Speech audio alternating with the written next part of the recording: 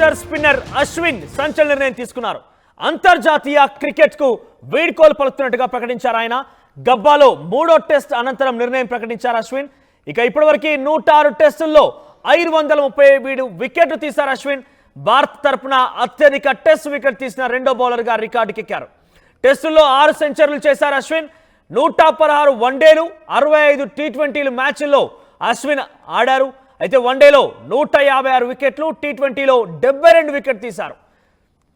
ఇక 14 ఏళ్ల భారత జట్టు తరపున ఆడిన స్టార్ స్పిన్నర్ అశ్విన్ రిటైర్మెంట్ ప్రకటించడంతో ఒక్కసారిగా క్రికెట్ అభిమానుల్లో ఒక ఆందోళన నెలకొంది.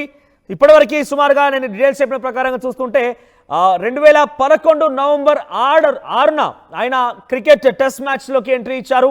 అప్పటి నుంచి సుమారుగా 106 మ్యాచ్ల్లో ఆయన తన ఆటని ప్రదర్శించారు. అయితే 537 వికెట్లు తీశారు. ఇప్పటివరకు ఒక రికార్డు క్రియేట్ చేశారు.